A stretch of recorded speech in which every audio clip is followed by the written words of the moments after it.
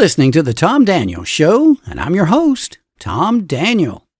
Episode 24 of The Tom Daniel Show, called Devil at the Crossroads, included a kind of a bonus ghost story at the end. I took the familiar legend of Robert Johnson's fateful encounter with the devil at the crossroads and crafted an original ghost story from that. Although I am definitely not a fiction writer, I definitely wrote that one, and you won't find it anywhere else. As the Marines like to say, there are many like it, but this one is mine. By the way, I keep quoting the Marines because our niece is a U.S. Marine, and I could not be more proud of her. Semper Fi, lava barf. Anyway, I really liked how that ghost story turned out at the end of that episode. Now, I'd already used a ghost story about a haunted piano in episode 16 of the Tom Daniel Show, but I didn't think it was as effective as I wanted it to be. Basically because my voice is just not all that scary. I mean, reality check here. When I talk to strangers on the phone, they call me ma'am the whole time. I just don't have the kind of voice that works for a thriller. However, after working with Mary Mac on the Crossroads ghost story, I realized we might be onto something here. The way to make the ghost story scary is to make sure that I'm not the one telling it. So, a format was born. I write the ghost story, and somebody else tells it and adds the music. I followed that same format in episode 25 in another bonus ghost story called The Echo Room that was added at the end of that episode. Now, in the music classes that I teach in the classroom, I've grasped that my students like to know all the gruesome, grisly details surrounding a composer's bizarre life and death, and the world of classical music does not disappoint. There are tons of freaky little stories about composers and their haunted works, and I realized I hit the jackpot here. If you need a source for the supernatural, the world of music is the motherlode. If I could just write original ghost stories based on the haunted connections between music and the supernatural, I could launch a whole new podcast show. I've checked, and there's not another one like it anywhere out there. Therefore, this episode of the Tom Daniel Show is kind of a pilot episode for that concept, like a practice show. And I admit, it's kind of stupid for me to create a pilot because, it's not like I'm trying to sell it to anybody. It's mine. So if I want to take the plunge, I'll do it.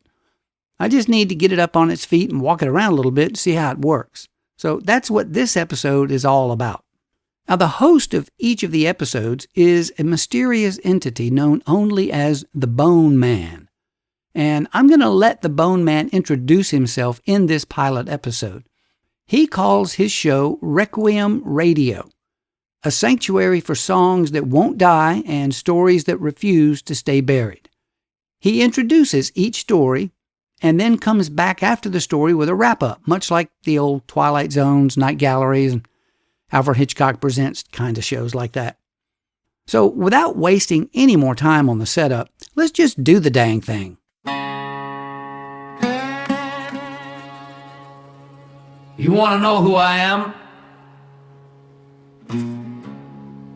Folks call me the Bone Man, ain't my real name, but it's the one that stuck. I've been rattling around this earth a long time, longer than I care to count. Long enough to know that music don't die, and neither do the stories folks bury with it.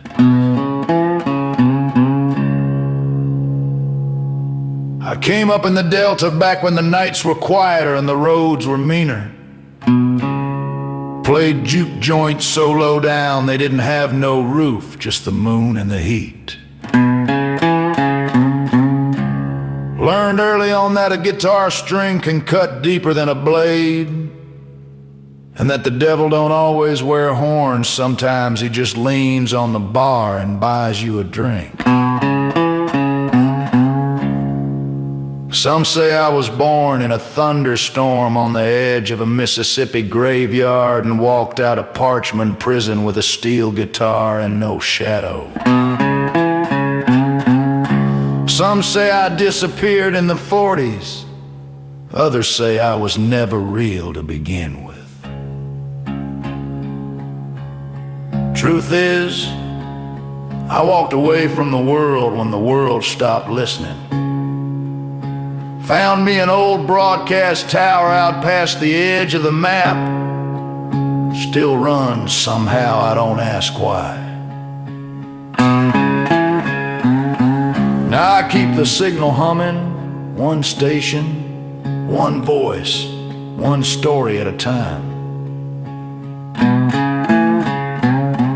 Requiem Radio, that's what I call it. Where music bleeds into the supernatural. A place for the songs folks forgot, and the souls that won't stay quiet. I ain't preaching, I just spin the records, tell the tales, and let the dead do the singing. But every now and then, when the air's thick and the static's sweet, I reckon I ain't the only one listening. So go on, lean in close, 'cause I got a little more to play. There are songs that make you dance. There are songs that make you cry. And then there are songs that open doors. This song howled one open. Ah, ooh.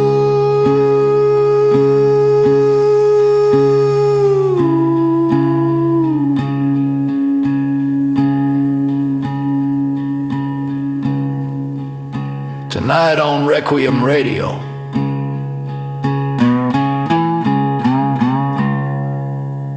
we'll follow the trail of a sound through the alleyways of London. Through teeth and blood and broken rhythm in 1978, Warren Zevon released a curious hit song called Werewolves of London. And this is a story I call The Last Howl at Trader Vic's.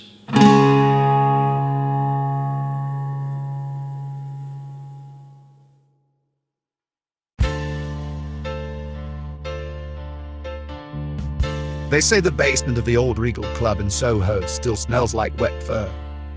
It was 1978, on one of those bitter London nights where the fog seeps through your coat and into your lungs. A band was playing just a one-night set downstairs. It was not any band, you'd know. One of them wore sunglasses indoors, and another one had sharpened teeth. Literally! He said it was really just a harmless gimmick. Their last song that night is a strange one. It sounded more like a joke. It was something about werewolves walking the West End sipping pina coladas at Trader Vic's and laughing through their fangs. When the song ended, the power suddenly cut out. When it came back on, the basement was empty. No band, no crowd. There was just a puddle of something warm and sticky on the floor and claw marks on the piano. The next morning, the bartender swore he'd heard something in the silence. It was not a scream, and it was not even a word. It was just, "Ah-woo!"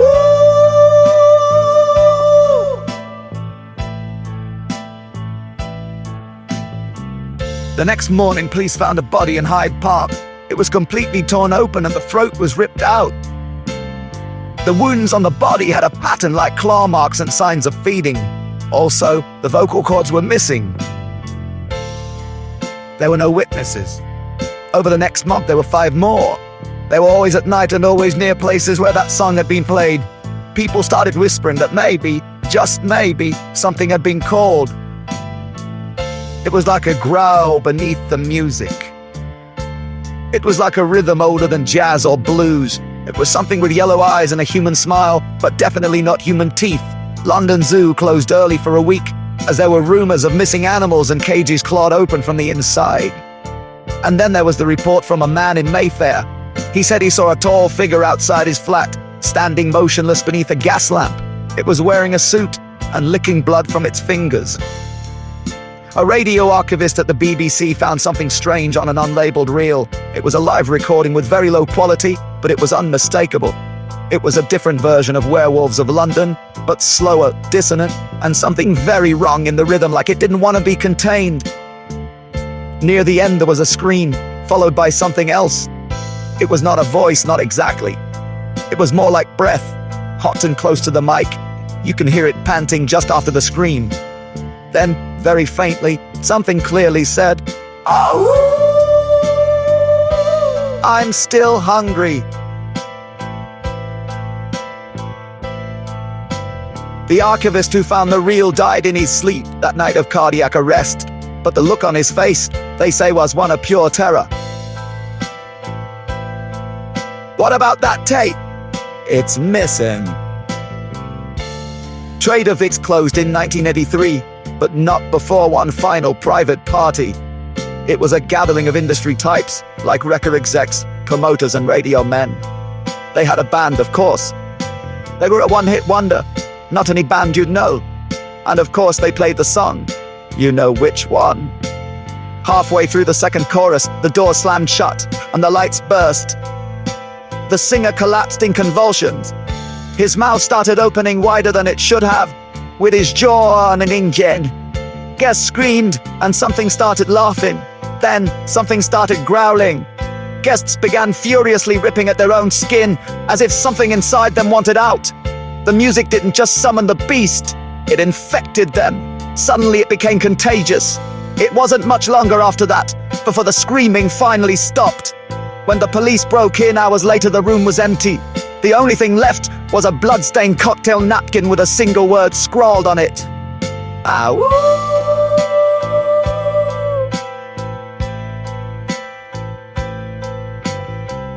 Today, that song still plays on Halloween playlists and karaoke nights, but there are unspoken warnings. Never play it backwards, never play it after midnight, and never ever play it under a full moon. Some say the werewolves still walk the streets of Soho in London. You might see a man in a tattered dinner jacket, lurking behind neon signs beneath chimneys, wearing sunglasses, with a Chinese menu in his hand and smiling with sharpened teeth. It's really just a harmless gimmick. But if he hears you singing that song, oh.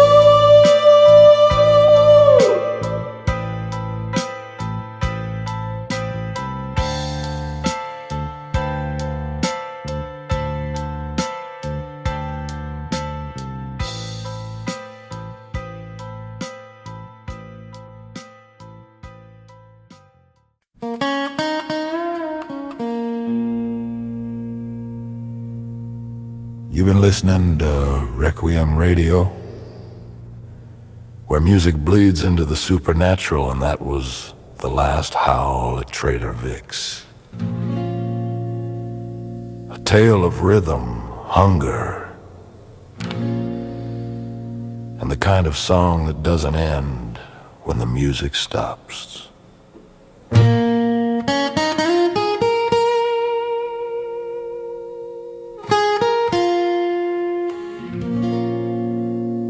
There are people who claim to still see him. A man in a tattered dinner jacket lurking just out of view. Sunglasses too dark, teeth too sharp, Chinese menu in his hand. And that grin, like he's already heard you humming the chorus. So the next time Werewolves of London comes up on the playlist, maybe skip it, or at least don't sing along. 'Cause once you answer the how, it always comes back for you.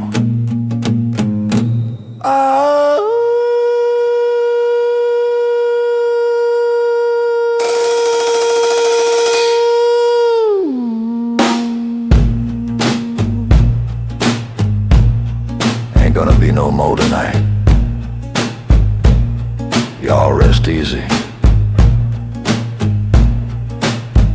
and don't let the dark drive you home.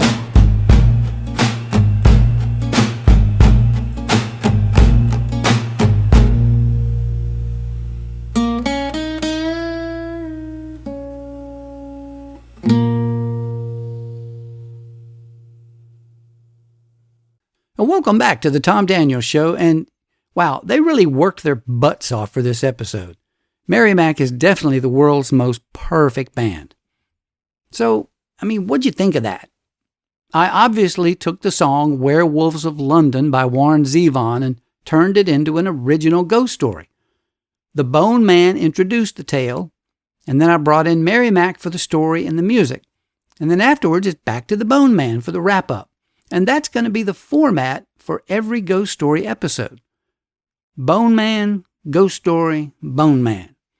Now, if you noticed, I didn't play one single second of the actual song, Werewolves of London, because of copyright and publishing right restrictions. But I didn't need to. I got Merrimack to create original music. Now, there is a slight problem. There's always one.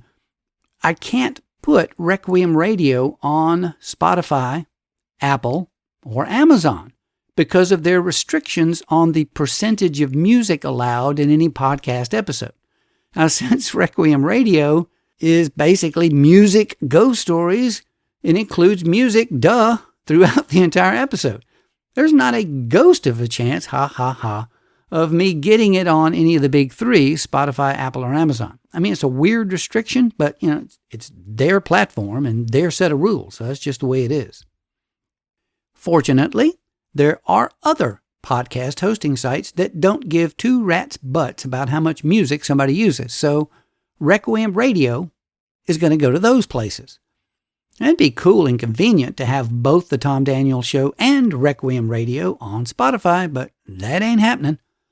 You got to kind of make do with what you got, and what I've got is YouTube. Yay for YouTube. They don't care. YouTube approaches things from the opposite point of view as Spotify, Apple, and Amazon, and they actually encourage as much music as possible.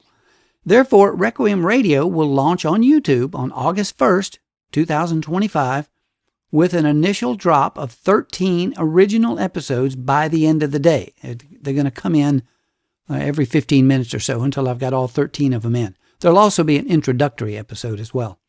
After that, there will be one new episode on Requiem Radio every Friday evening, or two if it's a Friday the 13th, or if Halloween lands on a Friday, or whatever.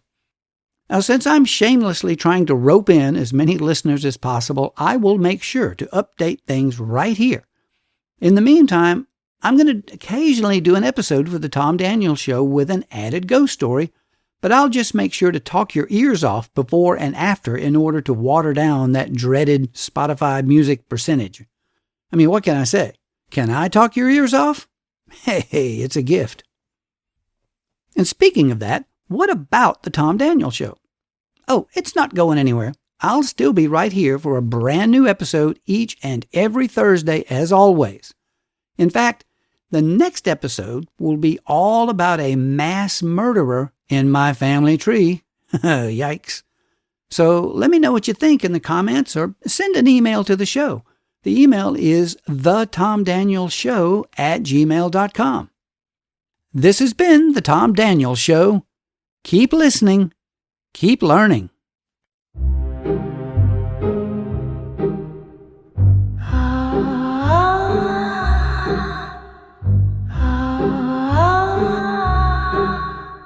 Keep listening, keep learning, the Tom Daniels Show.